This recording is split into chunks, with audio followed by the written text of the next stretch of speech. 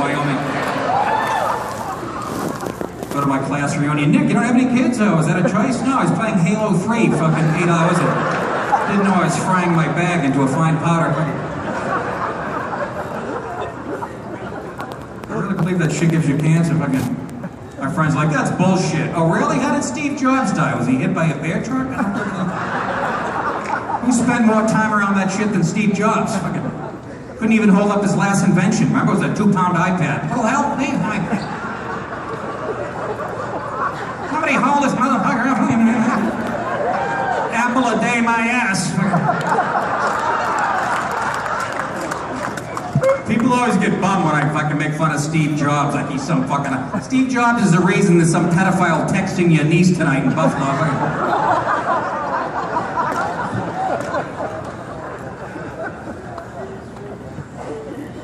But it's hard to watch an NFL game, back to my original point. Between all the... It's very emasculating if you're a guy. All the pink shit, every other commercials for Viagra. Right? Telling me I can't get it up. Then the next commercial's telling me not to sexually assault my wife. Well, which one is it? I'm getting mixed signals. Am I a pussy who can't get it fucking hard on, or am I a danger to every clit within 200 miles of my house? That Viagra commercial, it's actually mean towards men. It's actually a beautiful blonde girl with big tits laying in a nightgown on her bed. She's gorgeous. She has big blue eyes, British accent. Why are you using her to talk to guys who can't get hard ons? You're taunting these poor fucks. When you see a commercial for starving kids in Ethiopia late at night, the white guy's not eating a cheese steak while he's talking about... Yeah, send Kimber 3 cents. He's fucking starving. By the way, this is delicious. Who made this? This is fucking grease dripping down his forearms. Go ahead, Kimber. Lick my elbow. It's delicious.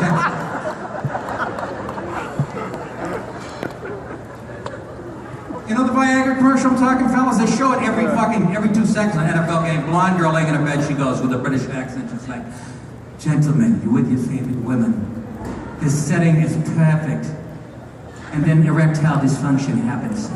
Again. You gonna throw again in there? It wasn't... It's kind of fucking mean. Who's writing this shit, Ellen? Again? What the fuck does that mean? Ladies, you can see how that might hurt guys' feeling. I'd like to have George Clooney doing a commercial for Monostat 7 during The View. Cut to George Clooney in his underwear, laying on his bed, candles all around him, bedroom eyes. Ladies, you're with your favorite hunk. The setting is perfect. He pulls down your panties. All of a sudden the room smells like a can of smoked mussels. Left in the back of a minivan on a hot August night. Again.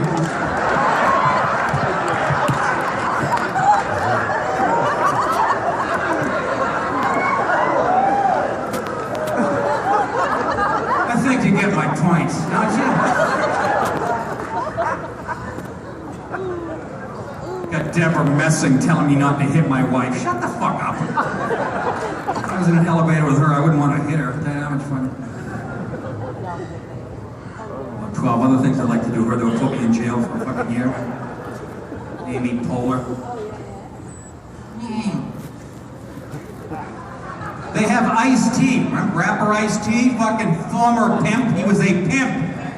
Telling me how to treat women. Anybody see the fucking irony in that? Right in the middle of an NFL game, Ice-T comes on. Don't beat your bitches. Back to the game, Al. Well, thank you, Mr. Ice. I'll take that into consideration. Is it all right to sell pussy like you were? I just can't hit him? Is that... Got my wife on a street corner tomorrow and a pair of assless chaps? Thank you.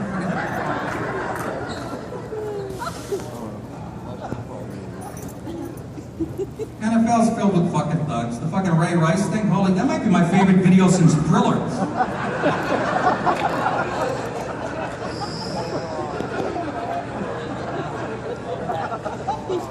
I think that got a little blown out of proportion, that fucking story. I mean, if that railing was padded, she would have been fucking fine. Is Ray Rice the only guy that doesn't know there's fucking cameras in elevators? I I think if we learned anything from that story, is if you can punch your girlfriend in the face, you take the escalator that fucking night. I think where Ray fucked up is when he dragged her out of there by her ankles, like he just caught a bluefin tuna on the docks of Montauk.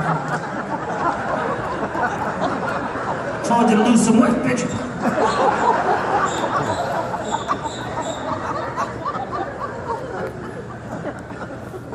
Some of you going, why is he making fun of them? That's not fucking me. Because she fucking married him afterwards. That's fucking why. Case closed. Anyways, that gives me carte blanche. Otherwise, I would have left it alone. All right.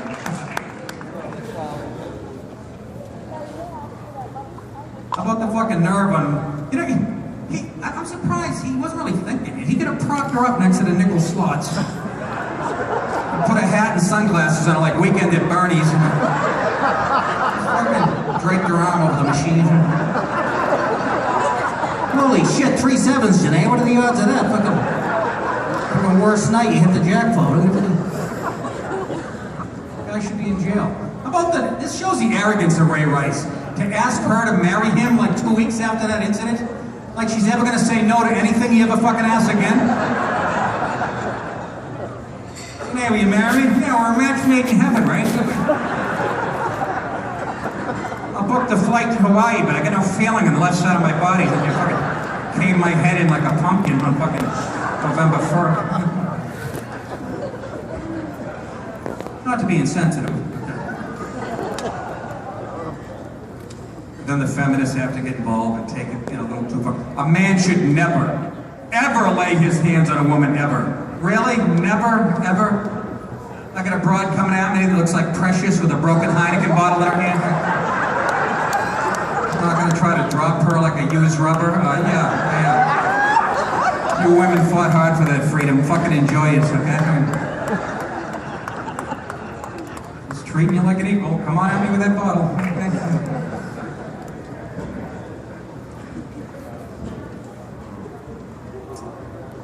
I don't like this stuff. Making cancer jokes and everything.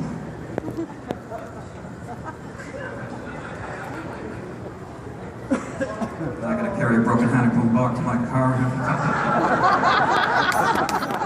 enjoyed myself. Ooh, who is it there?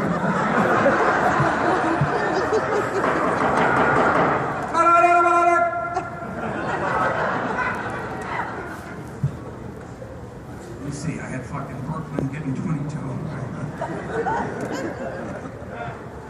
How do you guys watch basketball? Ooh, let's watch two teams trade meaningless baskets for 3 hours. And then when it gets close at the end, there's 11 timeouts. That's fucking great sport. Fucking idiots. The guy's 7'8". He puts his arms up. He's 14 fucking foot 6. And the basket's at 10 feet. Ooh, that takes a lot of talent.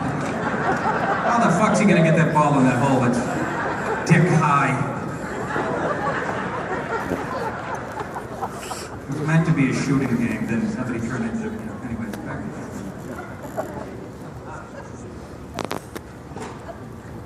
My dentist is a politically correct chooch. I'm sitting in his dentist chair a couple weeks ago waiting for him to come in. He's got a poster on the wall. It's the most politically correct horseshit I've ever read in my life. It was entitled, Life's Little Instructions, How to Be a Good Person and Enjoy Yourself at the Same Time. And there was 100 things listed. I read every fucking one of them. I haven't done one in 52 years.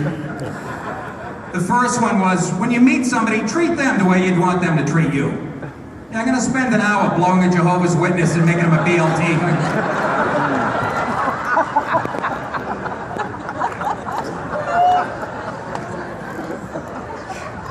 The next one was, always be the first person to say hello. That's good advice if you and your best friend are trying to fuck the same waitress. Never refuse an outstretched hand. Even if it's a really chubby one, coming from behind a shower curtain of a girl you just picked up in a dark bar 20 minutes ago. She's like, get in. I'm like, fuck that, I can't even see your knuckles. I'm not gonna get in there. Here's my favorite one. At least once a year, take the time to enjoy a sunrise and a sunset. Well, thanks to my Virginia ham-sized prostate, I can do both of those during one piss.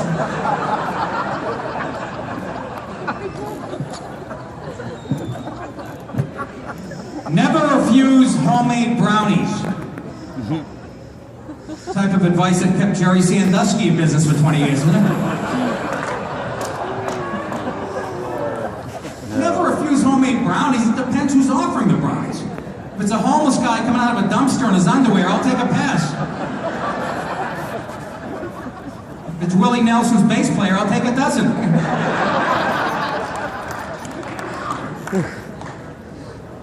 Always sing in the shower. Even if I'm in prison? Surrounded by 20 gangbangers with hard-ons? Yeah, let me belt out something from Guys and Dolls.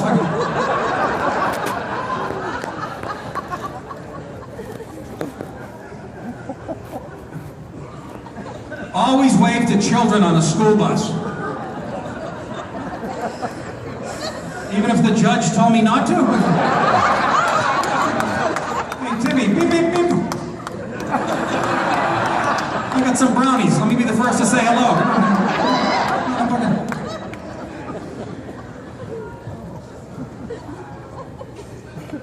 Here's another one. Think big thoughts, but relish in small pleasures. Exactly what my wife does while I'm fucking her.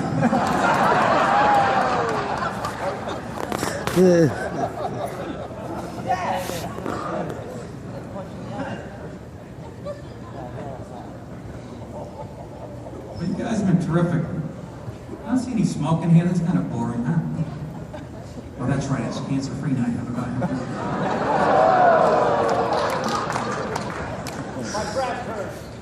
Coming at me like I'm pro-cancer. This is a fucking genius.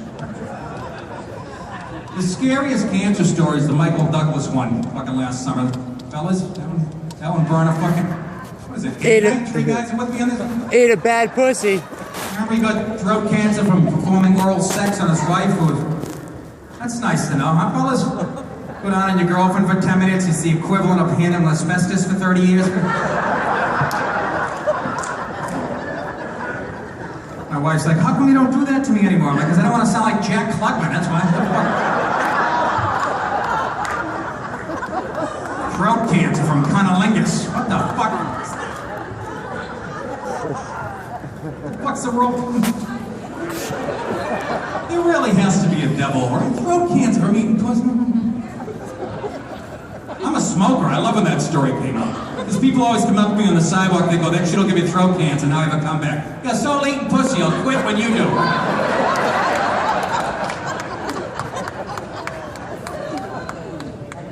If I had to choose between pussy and cigarettes, I'm taking the pussy. I'll take the camel toes over the camel lights any day.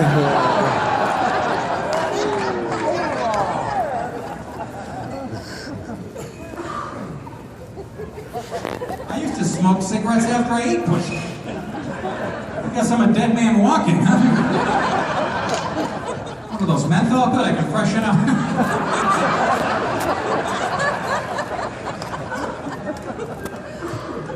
Cigarettes and pussy have a lot in common when you think about it, right? They both give you bad breath. They both give you throat cancer. And if you don't dispose of them properly, they'll burn down your house.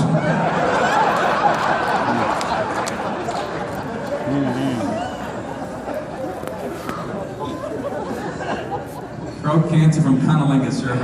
I can't wait to see those PSA commercials during the Yankees games in a couple of years. Hello, I'm Derek Jeter. I